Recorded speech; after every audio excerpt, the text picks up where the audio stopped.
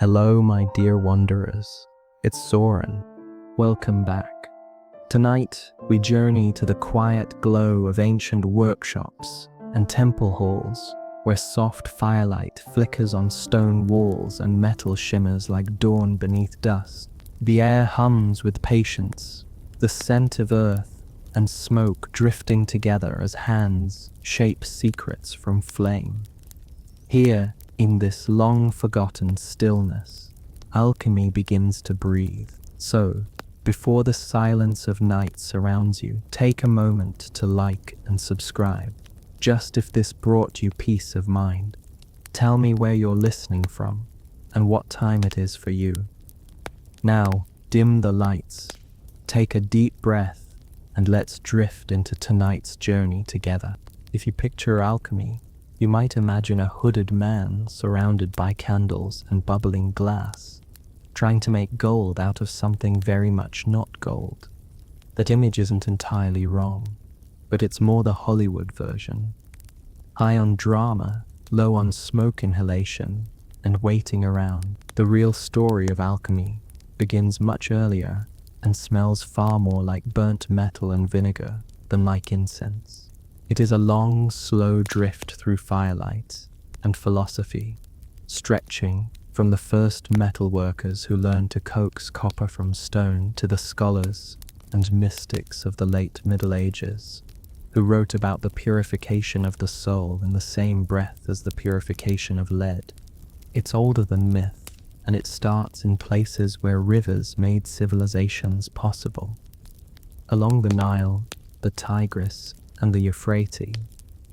Around 5,000 years ago, people there learned how to persuade fire to give up the secrets of stone. They didn't call it chemistry, and they certainly didn't call it alchemy. They called it craft. Ore was mined, crushed, and heated until something miraculous appeared. Liquid metal that hardened into tools, ornaments, and weapons. Bronze was an accident that changed everything, a mixture of copper and tin that proved stronger than either metal alone. The first alchemists, though they didn't know the term, must have looked at that fusion and wondered if blending two metals could make a new one. What else might be transformed? In ancient Egypt, that sense of transformation became sacred. Gold, to them, wasn't merely metal. It was the flesh of the gods, eternal, untarnished, somehow alive in its unchanging lust. When the mask of Tutankhamun was laid over his embalmed face in 1323 BCE, it wasn't a decoration, it was a statement. The pharaoh's body had joined the divine, gold endured, so the king would endure. As Egyptians wrapped their dead, mixed oils and resins, and practiced a form of chemistry in service of eternity. Their recipes were precise, their ingredients exotic, and though they weren't aiming for gold in a furnace, they were aiming for something just as ambitious: preservation, the cheating of decay. That mixture of reverence and experimentation was contagious. Across the Near East, metal workers and physicians shared techniques through trade routes that reached from Anatolia to the Indus Valley.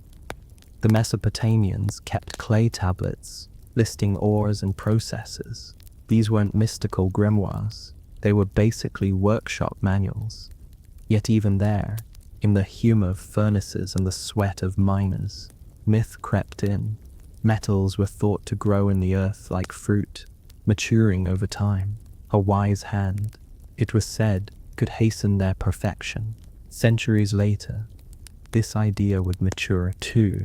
By the time Alexander's armies reached Egypt in the 4th century BC, the fusion of Greek philosophy and Egyptian craft had begun. The city of Alexandria, full of scrolls and ambition, became a laboratory for everything from mathematics to medicine, and eventually for alchemy in its crowded workshops and libraries.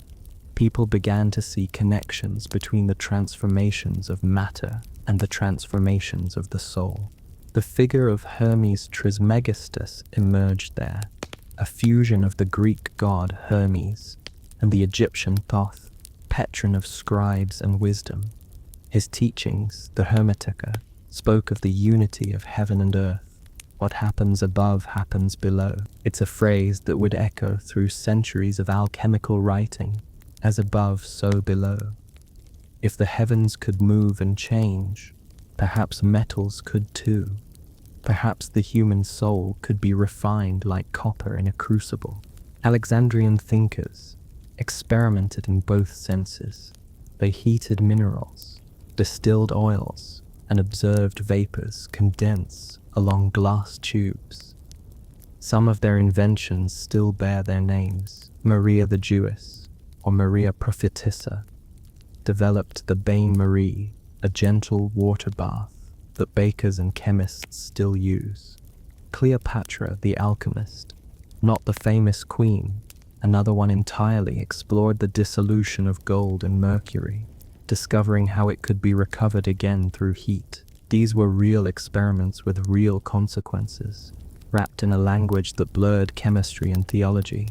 Their writings read like puzzles, part laboratory notes, part spiritual allegory. Sosimos of Panopolis, a 4th century Egyptian alchemist, wrote about furnaces as if they were mouths and crucibles as wombs.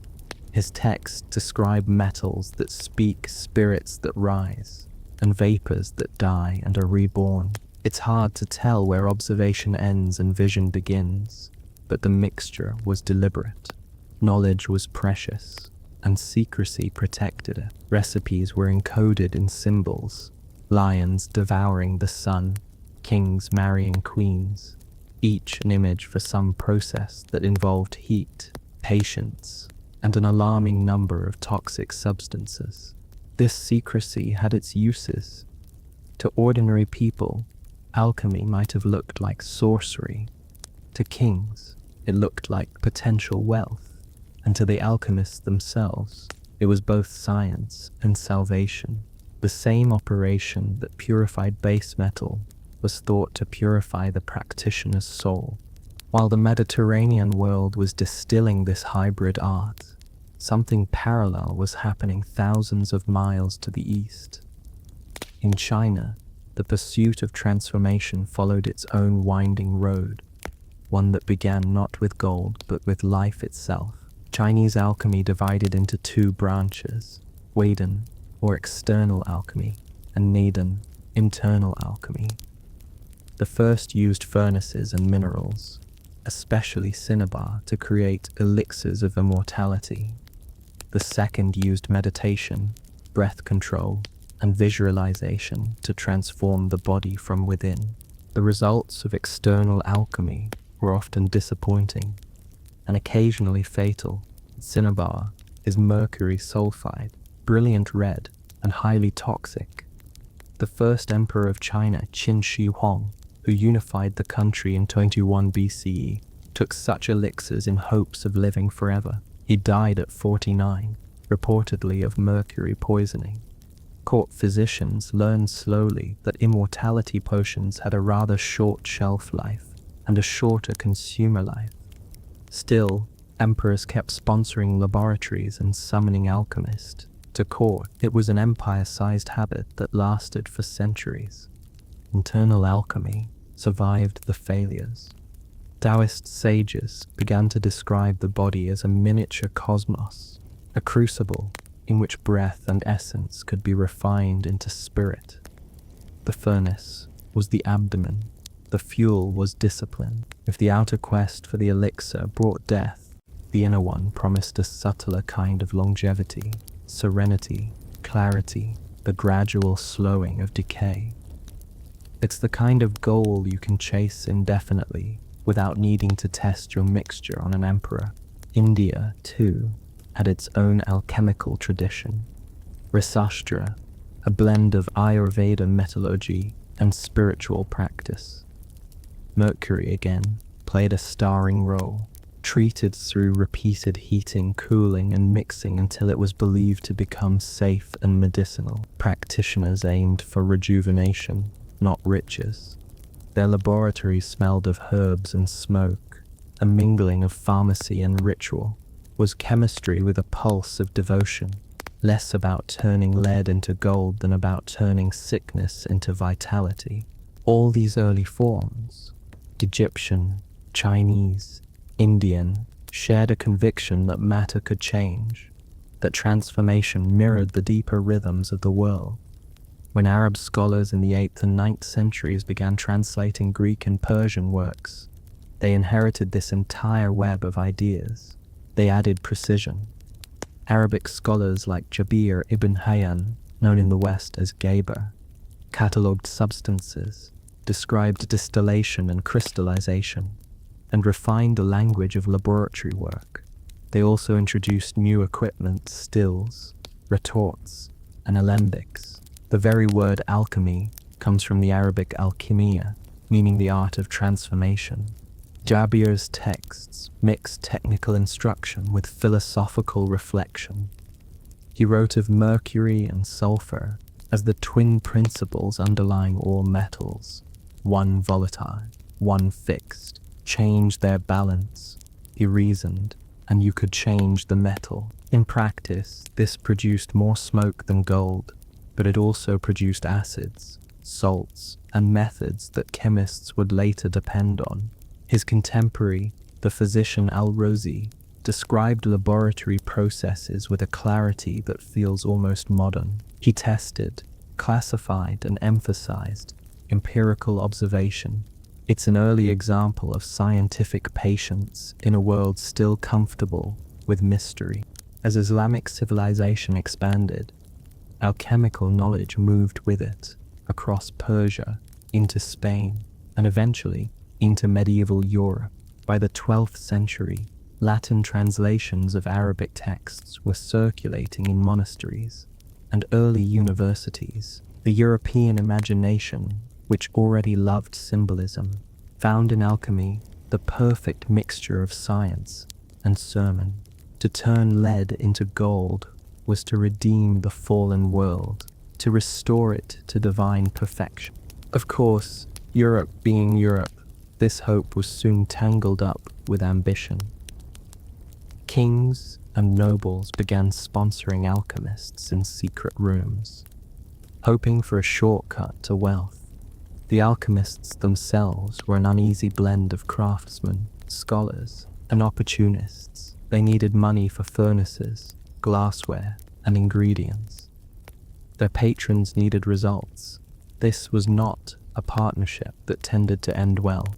For every careful experimenter, there was a dreamer convinced he was on the brink of the philosopher's stone, the substance that could transmute base metals, heal any illness, and perhaps, just perhaps, grant eternal life.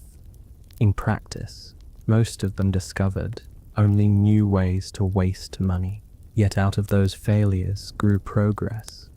The techniques developed for alchemy, distillation, sublimation, filtration, became the backbone of real chemistry. Some alchemists, like Paracelsus in the 16th century, realized that the quest for gold was missing the point. Paracelsus was a physician with a dramatic sense of self-importance and an allergy to authority. He burned the medical textbooks of his day and declared that the true purpose of alchemy was to heal. The dose makes the poison, he said, and he was right. His medicines, derived from minerals and chemicals, pushed European medicine toward pharmacology. The centuries that followed turned alchemy into both a cautionary tale and a foundation stone. The 17th century chemist Robert Boyle stripped the art of its mysticism, insisting on careful measurement and reproducible results. Isaac Newton, on the other hand, filled notebooks with alchemical experiments long after the Enlightenment had supposedly begun. Even geniuses couldn't quite let go of the dream that matter might hold some secret symmetry. By the 18th century, the old furnaces had gone cold, replaced by laboratories with balances and scales.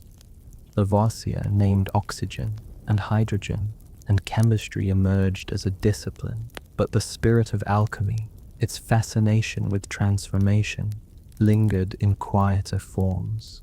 You can still hear it in the language of solutions and catalysts, or in the way we talk about turning data into insight and failure into growth.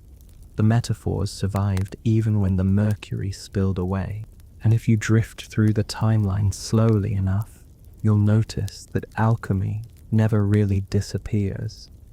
It mutates, as it always promised it could. The story drifts onward, as it tends to, through the slow smoke of changing centuries. The practical experiments of Alexandria and Baghdad were one thing, but medieval Europe gave alchemy a new personality, half cloistered monk, half restless artisan, and sometimes a little bit of both. By the 13th century, the art had taken on the tone of a secret language, whispered between scholars who lived by candlelight and hid their notes under piles of safer theology. The Latin translations of Arabic works, by men like Gerard of Cremona and Michael Scott, had landed in the libraries of Paris and Bologna, carrying not just formulas, but a worldview. The universe, they suggested, was a network of correspondences, planets, metals, humors, and virtues, all echoed one another in a kind of cosmic harmony.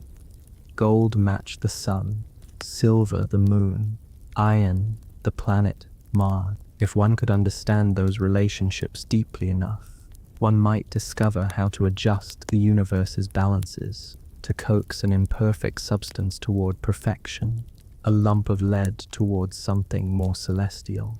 The monasteries, already accustomed to brewing beer, mixing medicines, and distilling essential oils, were natural homes for such work. Within their walls, alchemy felt safer, protected by a thin veil of theology. It could be described as seeking the perfection of God's creation, which sounded considerably better than trying to make counterfeit coinage.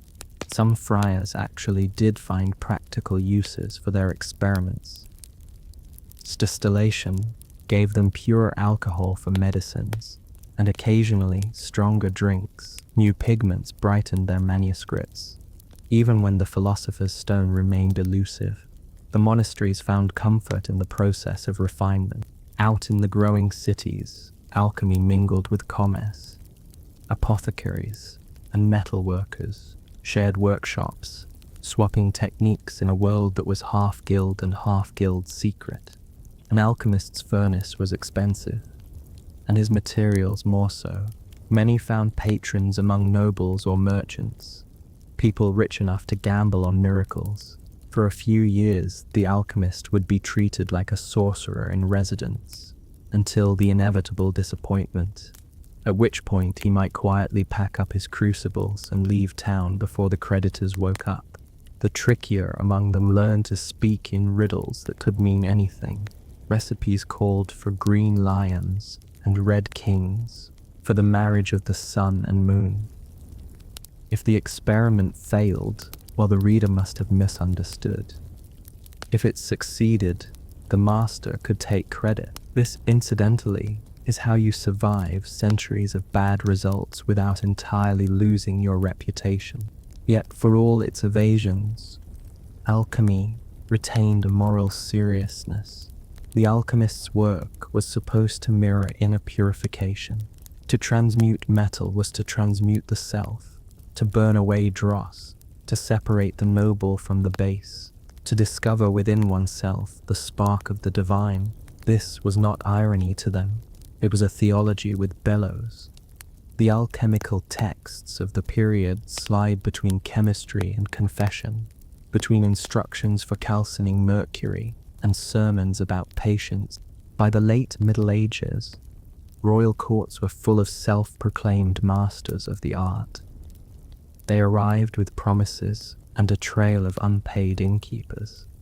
Some, like the Englishman George Ripley, claimed to have succeeded, though his success seems to have been more literary than metallurgical. His writings, such as The Compound of Alchemy, became famous for their labyrinths of allegory, pages of kings and queens dissolving, dying, and being reborn in radiant colors.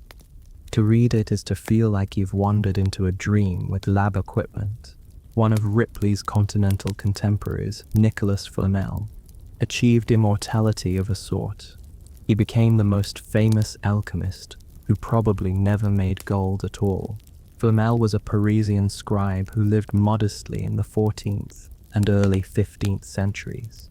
After his death, legends grew around him. Later writers claimed he had discovered the Philosopher's Stone, achieved eternal life, and traveled the world in disguise. By the time modern novels got hold of him, he was practically a mascot for mystical chemistry. The truth is more prosaic. Flamel was a successful notary who donated money to churches and charities, but perhaps his charity felt suspiciously generous, and Paris, never one to resist gossip, transformed him into a magician. The alchemist's mixture of secrecy and ambition had a predictable outcome: suspicion. Church authorities worried that the arts strayed too close to forbidden territory. The line between miracle and heresy was thin. Popes issued bulls condemning false alchemists, though that left open the possibility of true ones. Civil authorities worried for more practical reasons. If someone could create gold, what would that do to the economy, or to the prince's monopoly on minting coins? Some alchemists were arrested for fraud. Others quietly tolerated if their patrons were powerful enough to protect them. Despite the tension, alchemy spread through the universities. Natural philosophy, the study of how the world worked, absorbed some of its language. Scholars like Roger Bacon and later Albertus Magnus wrote about it cautiously, treating it as a legitimate study of nature's hidden operations. They were interested less in treasure and more in method, how fire and air acted on matter, how color and consistency could reveal hidden transformations. Bacon's experiments with optics and gunpowder show how practical that curiosity could be. The border between alchemy and science wasn't a wall, it was a gradient. As Europe moved into the Renaissance, the alchemical furnace began to share space with the printing press. The new technology multiplied old secrets. Manuscripts that had once been copied by hand now appeared in neat, mass-produced Latin. Symbols that had once been private became decorative. Some books even contained elaborate illustrations, emblems of dragons biting their tails, crowned suns, and serpents wrapped around crucibles. They were meant to hide meaning from the uninitiated, but they also looked nice on a shelf. At the same time, alchemy was creeping toward a more empirical path. The 15th and 16th centuries were busy with exploration, trade, and new materials. Europeans returning from Asia brought not only spices but new minerals and techniques for smelting. The old furnaces of Alexandria seemed less like metaphors and more like blueprints. Metallurgy, mining, and medicine all drew from alchemical habits of observation. The line between philosopher and artisan blurred again. Then came Paracelsus, a man who cheerfully erased the line altogether. Born Philippus Aurelius Theophrastus, Bombastus von Hohenheim, because apparently one name was never enough. He became a physician, wanderer, and alchemical provocateur. Paracelsus rejected the classical medical theories of humors, and instead argued that the body was a chemical system. Illness, he said, came from imbalances of substances, not from the stars or bad blood. The cure was not prayer alone, but chemical remedy. He burned the medical texts of Galen in public, which didn't endear him to university faculty, and he lectured in German instead of Latin, which scandalized them further. But his practical results mattered. Paracelsus experimented with mineral compounds, especially mercury and antimony, as medicines. He insisted on measuring doses, on understanding toxicity, and on testing rather than quoting. It was a rebellious, empirical spirit wrapped in the ragged cloak of an alchemist. His motto could have been less gold, more healing. For him, alchemy's purpose was to transform not metals, but lives. The furnace became the laboratory of medicine. In his wake, a new generation of itrochemists, chemical physicians, rose across Europe. They experimented with distilling alcohols, extracting essences, and making tinctures. The more they worked, the less interested they became in myth, and the more in method. Alchemy was drifting towards science by accident. Still, the lure of transmutation never entirely faded. The 16th and 17th centuries saw royal courts again filled with hopeful practitioners and hopeful patrons. Emperor Rudolf II in Prague was the most famous of them. He collected alchemists the way other monarchs collected art, which, to be fair, he also did. His castle became a maze of laboratories where mercury shimmered in bowls and lead turned stubbornly into nothing. Among his guests were John Dee and Edward Kelly, English adventurers who promised everything and delivered very little. Kelly eventually found himself imprisoned, possibly for fraud, possibly for his general attitude. Rudolf's Prague was a theatre of contradictions. Serious scholarship alongside wild speculation, careful experiment beside spiritual seances. Yet from that atmosphere of curiosity came the seeds of modern chemistry, optics, and astronomy. When you stir enough eccentricity together, some of it eventually coagulates into progress. By the early 17th century, alchemy was both everywhere and nowhere. Its methods had seeped into metallurgy, dyeing, medicine, and brewing. Its mysticism had branched into Rosicrucianism, an esoteric movement that promised hidden wisdom and reform for mankind. Its language of purification, dissolution, rebirth had become as much about the soul as the furnace. The same symbols appeared in religious pamphlets and in lab manuals, but the cracks were showing. The problem with claiming to make gold is that people tend to ask for a demonstration. More than one ambitious alchemist discovered that royal patience had an expiration date. The age of empirical skepticism was dawning. And yet, as the 17th century rolled on, even the skeptics couldn't quite let go of the fascination. Robert Boyle, a meticulous experimentalist, owned shelves of alchemical texts. Isaac Newton filled notebooks with alchemical notes, translating recipes for philosophic mercury while developing the calculus on the side. To them, the universe was still a mystery with layers to uncover. Alchemy's vocabulary of hidden principles fit naturally beside gravity and optics. It's just that one field eventually produced the telescope, and the other continued to produce mainly disappointment. Still, disappointment can be productive when handled properly.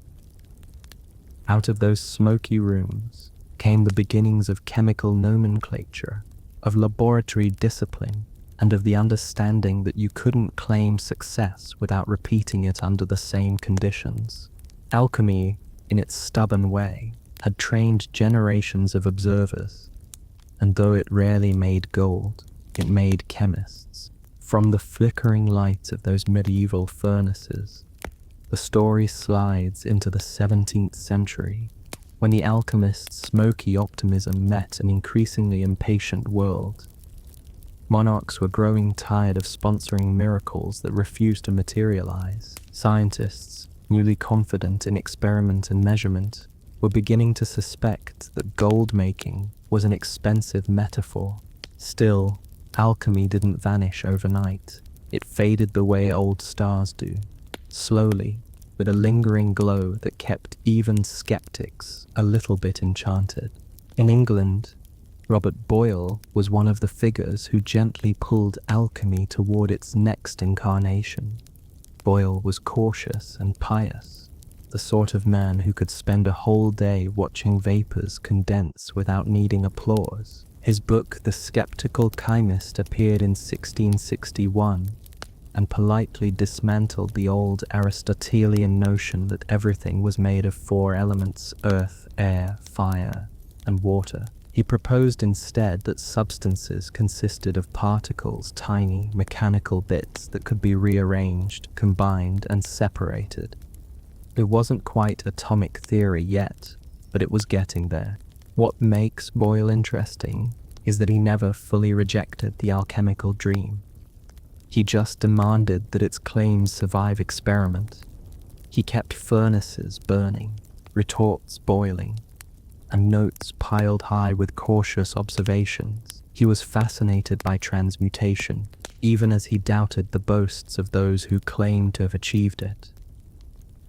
In his letters, he mused that perhaps, under the right conditions, metals really could change, but if so, the process had to obey discoverable laws. In this sense, he was an alchemist who had accidentally become a chemist. Meanwhile, other experimenters were less serene. The line between visionary and fraud was still faint. European courts remained infested with wanderers who promised to manufacture gold or the elixir of life. The most tragicomic of them might have been Johann Friedrich Bethge, a young German apprentice alchemist who in 1701 bragged to the wrong person that he could make gold. The story, as usual, got out of hand. Bethge was promptly arrested and confined by Augustus the Strong, Elector of Saxony, who decided that a man capable of making gold should not be allowed to wander freely under guard. Bethge was given a laboratory, supplies, and the kind of encouragement that came with locked doors. He failed spectacularly at transmutation, but along the way, while experimenting with minerals and glazes, he stumbled upon a new recipe: hard-paste porcelain. It was whiter than anything Europe had seen, as luminous as the Chinese originals that had long drained royal treasuries. Augustus was delighted. Gold remained elusive, but porcelain became white gold, and Bethge, though technically a prisoner, founded the Meissen Porcelain Works. It was the most profitable failure in alchemical history. This pattern repeated often enough to feel cosmic. Monarchs demanded miracles, and alchemists delivered industries instead. From mining to metallurgy, dye-making to medicine, they left behind tools and techniques that paid off in less mythical ways. Distillation, crystallization, filtration, these were practical alchemical legacies. The art's metaphysical ambitions might have burned away, but its fingerprints remained everywhere, from the pharmacy to the factory. The 17th century also witnessed a curious moral shift. For centuries, alchemy had justified itself as a path toward divine understanding. The alchemist, kneeling before his furnace, mirrored the Creator's hand, but as religious wars scarred Europe, that sort of piety lost some of its luster. The new sciences wanted clarity, reproducibility, and preferably no angels. A man might still dream of hidden essences, but now he needed to weigh them, measure their temperature, and publish his results in polite Latin.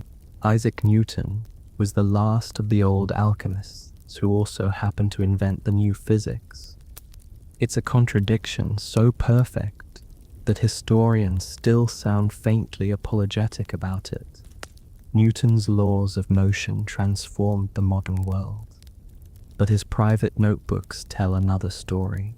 Between equations, he filled pages with alchemical recipes, solve the green lion, prepare the philosophical mercury, and painstaking instructions for purifying metals. He copied passages from obscure authors and believed that the ancient world had encoded its scientific secrets in myth.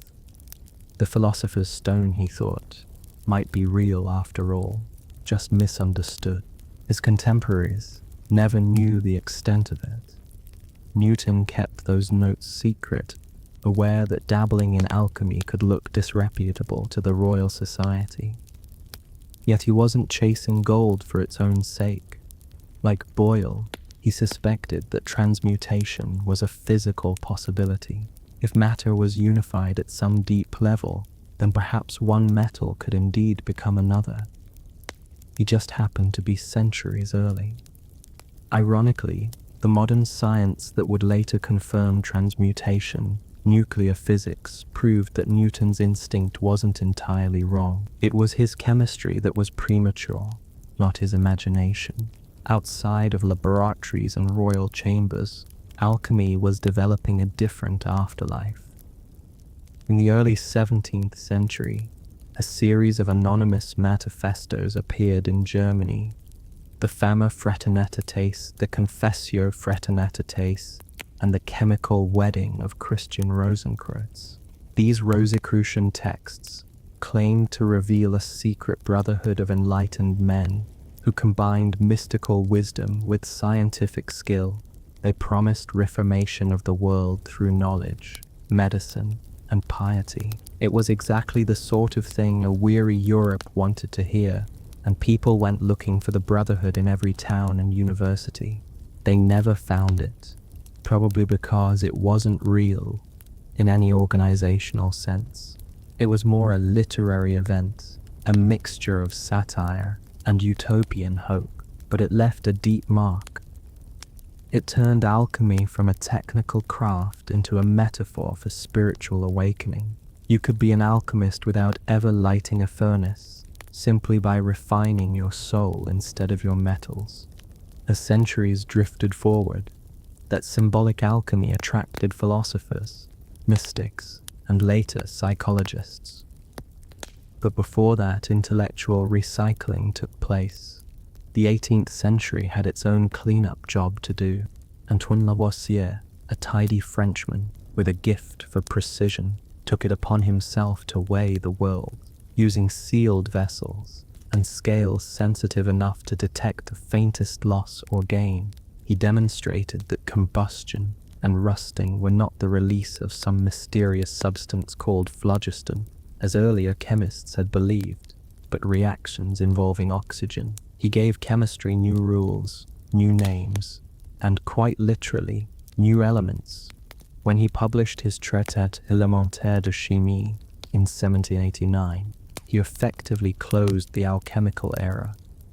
The world, it turned out, obeyed mass conservation, not the moods of mercury and sulfur. Lavoisier's revolution was scientific, but also political. He served as a tax official under the French monarchy, which proved fatal when the revolution arrived. In 1794, he was guillotined, another kind of transformation, though not the one he'd envisioned.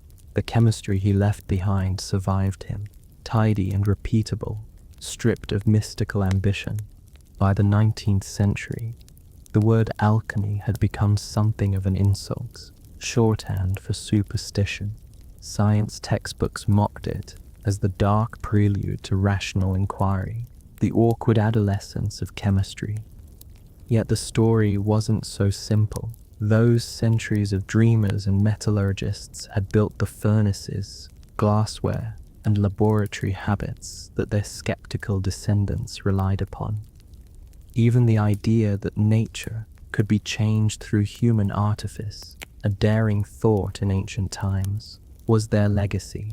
While modern chemists were busy naming elements and measuring atomic weights, artists and occultists began reclaiming alchemy's lost poetry, a romantic movement, with its fondness for mystery and emotion, rediscovered the allure of hidden transformation. Goethe's Faust made the archetype of the alchemist, part scholar, part sinner, immortal again, in his hands. Alchemy became the symbol of human striving, the desire to know too much and pay the price. It wasn't chemistry anymore. It was psychology, morality, and drama, all conducted under the same metaphorical stars. This reimagined alchemy drifted quietly through the 19th century, gathering new disciples.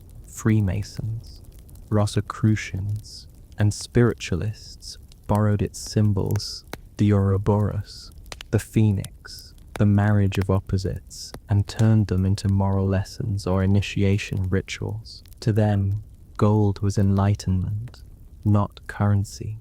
The crucible was the human heart, the furnace the slow heat of experience. It was, in its way, a gentler transformation. Still, a few enthusiasts couldn't resist literal fire. In secret workshops from London to Paris, amateur alchemists continued to test metals, distill oils, and chase the glimmer of perfection. They published small journals filled with recipes and reflections. Halfway between science and sermon, it was quaint, mildly dangerous, and deeply human. Even in its decline, alchemy refused to stop evolving. It adapted to each century's anxieties, first religious, then scientific, then psychological. It became a mirror for whatever kind of transformation people most desired. And so, as the 19th century darkened toward the industrial age, the old dream of turning base matter into gold began to feel newly relevant again. Though the furnaces looked different now, and the smoke came from factories instead of crucibles. In the slow churn of the 19th century, the language of alchemy began to find itself reinterpreted by people who were less interested in metal and more interested in mind. The old furnaces cooled, but the metaphors stayed warm. The Industrial Revolution, with its soot, steel, and precision, had little patience for mystical experiments. Yet, under all the clatter of machines, a quieter kind of transformation was still being imagined, one that took place in the psyche instead of the crucible. Alchemy's reinvention as a spiritual philosophy had actually been building for decades. Secret societies and esoteric orders multiplied like late-night clubs for intellectuals who preferred their philosophy with a bit of incense. The Freemasons adopted alchemical imagery, suns, moons, and symbolic metals to express moral and personal refinement. The Rosicrucians resurfaced, this time more as fraternities of moral self-improvement than as literal laboratories. Alchemy's vocabulary of death, purification, and rebirth proved very adaptable to any movement promising enlightenment with just a touch of mystery. Books appeared with titles like the Hermetic and alchemical writings of Paracelsus and the secret symbols of the Rosicrucians. They promised readers that the secrets of the universe weren't gone, merely encoded. With enough study and the right erudition, one could discover the hidden correspondence between body, spirit, and cosmos. The catch was that these texts often read like crossword puzzles set on fire. Their diagrams were ornate, their language convoluted, and their meaning heavily dependent on the reader's patience. But they carried the comforting message that transformation was still possible, even in a world increasingly ruled by steam engines and statistics. Some writers pushed alchemy toward moral psychology, long before psychology was an official field. The French occultist Eliphas Lévy, born Alphonse Louis Constant, wrote in the mid-19th century that alchemy was not about making gold, but about perfecting the self. He recast the alchemist's quest as a metaphor for moral purification, the union of opposites, and the awakening of hidden potential. Lévy's books were widely popular among mystics, artists, and the kind of people who preferred candlelight to gaslight. His fusion of Christian mysticism, Kabbalah, and alchemical symbolism created a vocabulary that later occult movements eagerly borrowed. By the late 1800s, the most influential of those movements was the Hermetic Order of the Golden Dawn, founded in London in 1888. Its members, a mix of poets, scholars, and respectable eccentrics, practiced ritual magic drawn from a stew of alchemy, astrology, and ceremonial drama. They believed that the alchemical stages, blackening, whitening, yellowing, reddening, described not chemical changes, but inner ones. The initiate's soul was to be dissolved, purified, and recombined in spiritual wholeness. It was theatrical, intricate, and in its way, a Victorian echo of Alexandria's sacred experiments. Among the Golden Dawn's members were figures who would shape the next century's understanding of magic and psychology alike. Were Weather Yeats, who turned its symbolism into poetry, and Aleister Crowley, who turned it into spectacle. Crowley was a man determined to live as an experiment in transformation. He recast alchemy as the art of turning human will into divine will, complete with ritual robes, incantations, and more incense than an average cathedral could handle. His motto, "Do what thou wilt," sounded rebellious, but was meant to signify alignment with one's truest self. Crowley called his system Thelema and happily mixed Egyptian myth, yoga, and laboratory imagery into a dense, mystical cocktail. To the polite world, Crowley was scandalous, a self-declared prophet with too many capes and too few inhibitions. To historians, he's the symptom of something broader, the 19th century's longing to bring the ancient quest for transformation into the age of psychology. By then, alchemy was less about gold and more about meaning. The question had shifted from can matter change to can we, and just as that question became fashionable, psychology arrived to offer an answer.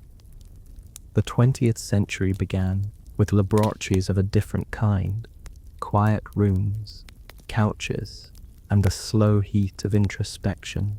Sigmund Freud dissected dreams instead of oars, but it was Carl Gustav Jung, Freud's once protege and eventual dissenter, who saw in alchemy the perfect mirror for the mind's mysterious processes. Jung was a Swiss psychiatrist with a penchant for mythology and long walks by lakes. In his patients' dreams, he noticed recurring images, symbols of death and rebirth, suns and serpents, kings and queens, that reminded him uncomfortably of the illustrations in old alchemical manuscripts. Intrigued, he began collecting and studying those texts. Over years of work, Jung concluded that the alchemists, without realizing it, had been describing the process of psychological transformation. Their furnaces and flasks were externalized metaphors for the soul's slow evolution toward wholeness. He called that journey individuation, the integration of the conscious and unconscious mind into a balanced self. The stages of the alchemical opus, Jung argued, mapped neatly onto that process. The nigredo, or blackening, was the confrontation with one's shadow. The albedo, whitening, symbolized purification. The redo, reddening, the union of opposites into harmony. The philosopher's stone, that ultimate treasure of the old masters, became for Jung the symbol of a fully realized psyche. It was a brilliant act of recycling. Jung rescued alchemy from the scrap heap of superstition and turned it into a psychological mythology.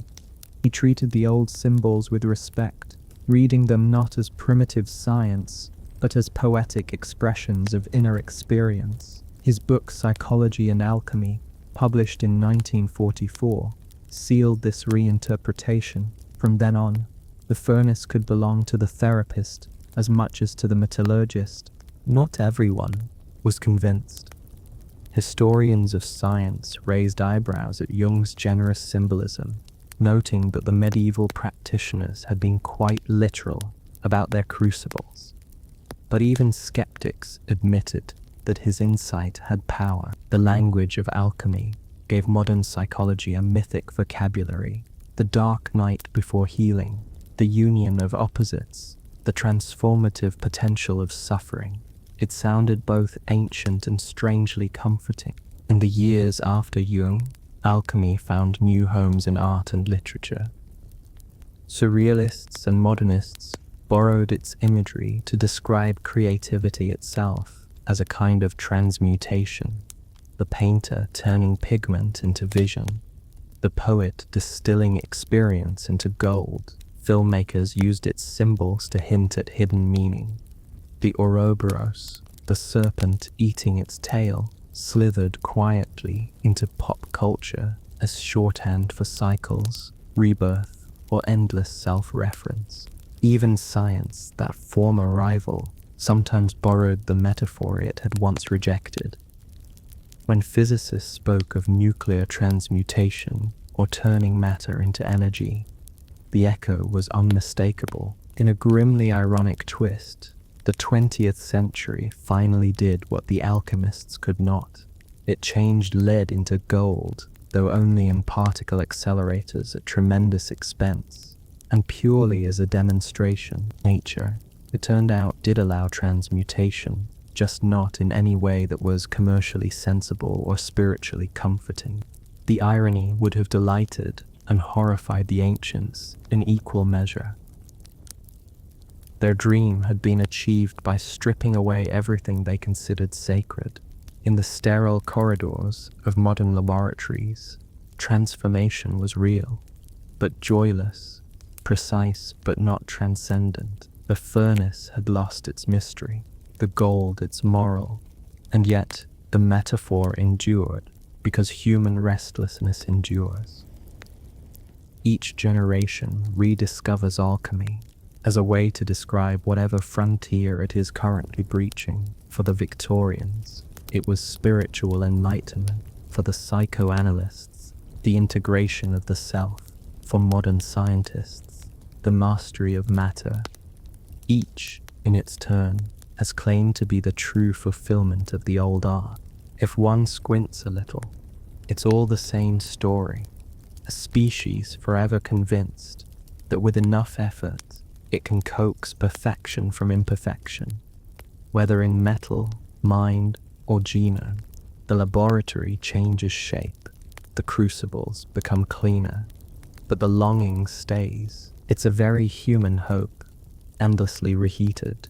As the 20th century rolled deeper into its age of machines, the language of alchemy seemed to vanish into footnotes and museum cases.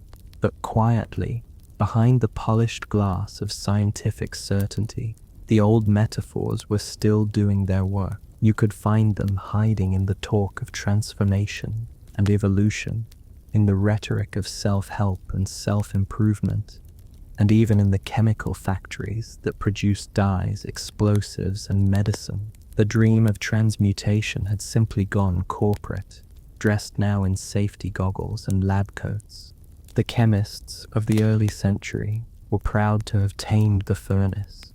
They catalogued the elements, charted their behavior, and by 1913 arranged them neatly on Mendeleev's periodic table like a cosmic filing cabinet. Each element had its box, its atomic number, its predictable companions. In that tidy grid, alchemy seemed finally disproved. No mysterious transformations, no hidden essences, just atoms obeying physical law. And yet, as scientists discovered radioactivity and nuclear decay, the grid began to shimmer.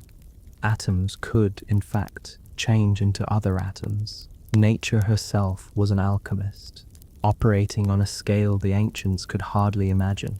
Marie and Pierre Curie, Ernest Rutherford, and others who probed radioactive matter realized that elements transmuted as they emitted particles and energy. Lead could become gold, but the process was not metaphor. It was physics, precise and perilous. The discovery thrilled and unsettled the scientific world. After centuries of mockery, the old dream had returned, stripped of mysticism but retaining its eerie symmetry. Of course, the new alchemy was less about gold than about power. In 1938, Otto Hahn and Lise Meitner identified nuclear fission, the splitting of uranium atoms into lighter elements, and the release of astonishing energy. The metaphor of the furnace reappeared, but this time it was measured in kilotons. The atomic bomb was the most literal act of transmutation humanity had ever achieved.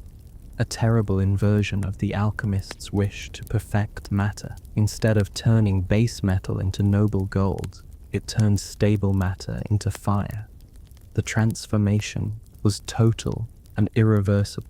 When the bomb fell on Hiroshima in 1945, some scientist reportedly quoted from the Bhagavad Gita, "Now I am become death, the destroyer of worlds."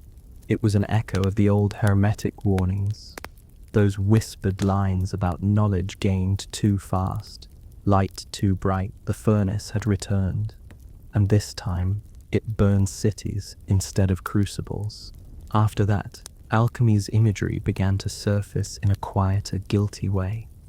Writers and filmmakers used it to question progress itself. The modern alchemist was no longer a cloistered scholar, but the nuclear physicist, the genetic engineer, or the artificial intelligence researcher, anyone who sought to rearrange the building blocks of nature. The goal was still transformation. The fear was still hubris. Meanwhile, psychology continued to nurture alchemy's gentler descendants. Jung's influence spread through art, therapy, and philosophy. The New Grigio became shorthand for depression and renewal, the rubido for creative integration. Artists spoke of alchemical processes in their studios.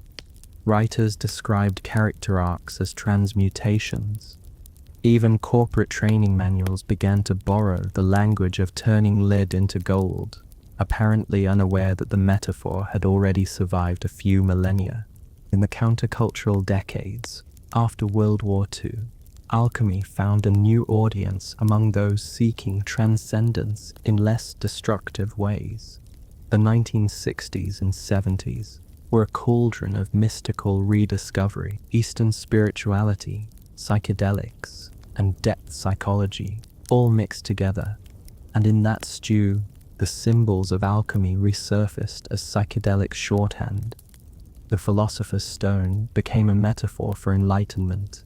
Transformation through heat became a metaphor for personal crisis.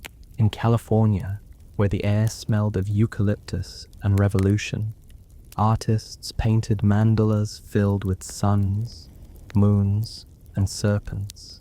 Workshops promised inner alchemy, transformational breath, and alchemy of the heart. None of it involved lead or gold, though the fees could rival both. It was alchemy without mercury, filtered through self-help and soft lighting. Some of it was sincere, some opportunistic, but all of it testified to a persistent human attraction, the idea that one could refine the self through experience, distilling wisdom from confusion. At the same time, the academic world began treating alchemy less as pseudoscience and more as a fascinating chapter in the history of human curiosity. Historians like Francis Yates and Betty Jo Tita Dobbs explored its influence on the scientific revolution, arguing that figures such as Newton weren't dabblers, but serious students of the Hermetic worldview. Their research revealed how porous the boundary between mysticism and science had once been. The Renaissance laboratory was both workshop and temple, and the modern notion of objectivity had grown from that strange hybrid soil. By the 1980s, alchemy had become respectable again, not as a method, but as a metaphor and an intellectual curiosity. Museums displayed retorts and crucibles beside early telescopes and microscopes.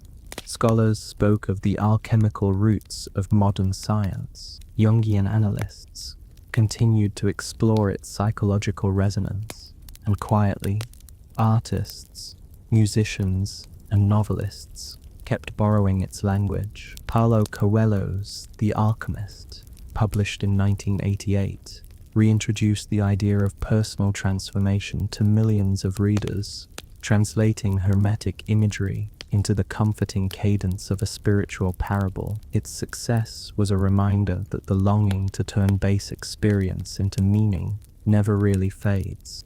The 21st century, for all its technology, remains as alchemical as any monastery.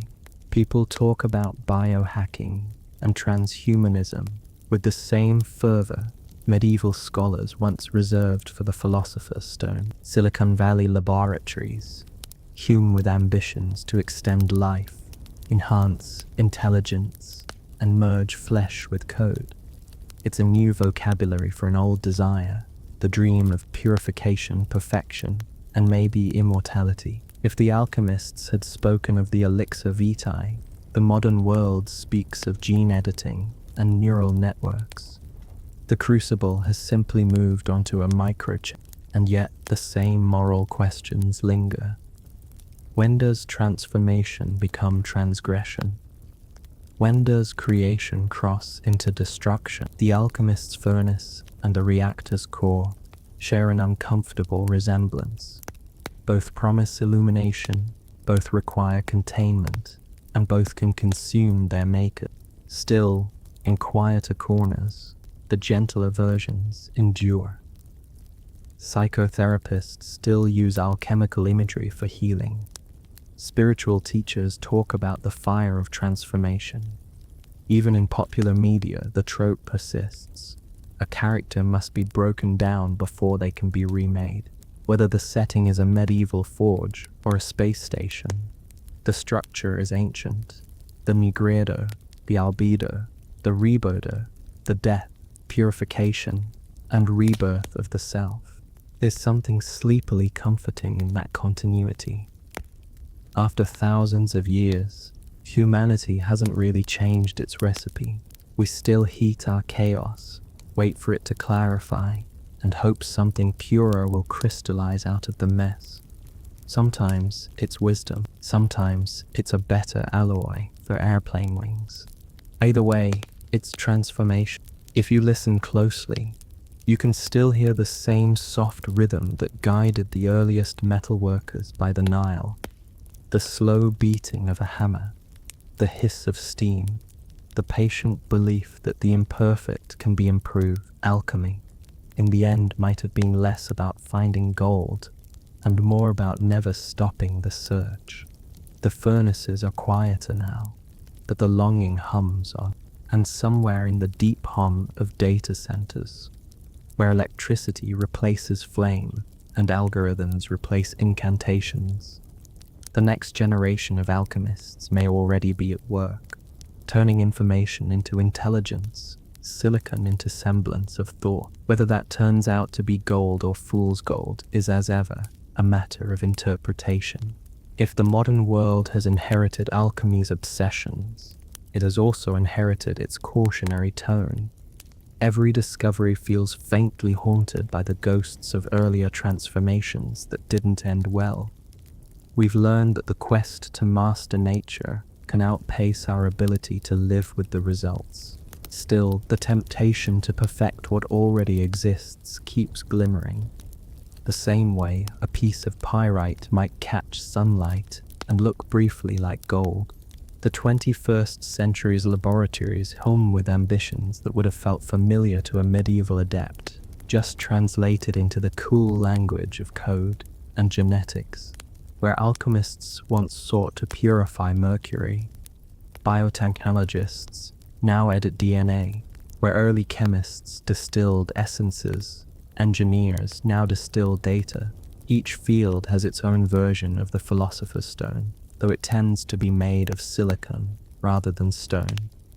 The promise is still the same: transcend the limits of matter, of aging, of ignorance. The vocabulary has changed, but the pulse beneath it has not. Some of the new alchemists are perfectly literal about it. The movement called transhumanism talks quite openly about immortality, transformation, and the merging of mind and machine. Its adherents speak in practical tones about brain-computer interfaces, cryonic preservation, and synthetic biology. But underneath that polished optimism is the same ancient hunger, the belief that humanity can refine itself, not through meditation or prayer, this time, but through algorithms and code. To an old Alexandrian scholar, what might sound suspiciously like the same dream with cleaner glassware. Meanwhile, physicists chase subtler transformations. At CERN, particles are smashed together to reveal smaller and smaller pieces of reality. The search for the Higgs boson was, in its way, a quest for the ultimate essence. The modern equivalent of finding the prima materia, the first substance from which everything arises. The laboratories are brighter now, the symbols more mathematical, but the tone is familiar, curiosity with a hint of awe. The alchemists whisper, there must be a deeper unity, still echoes in every collision. Outside the laboratories, alchemy has gone cultural again.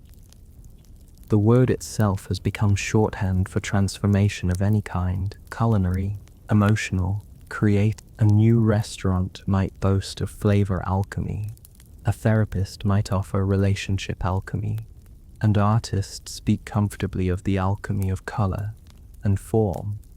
It's not that people believe in lead to gold chemistry anymore. It's that the word still feels right when describing the strange process of making something better out of chaos. The story has become cyclical, much like the Ouroboros that has followed it through the ages.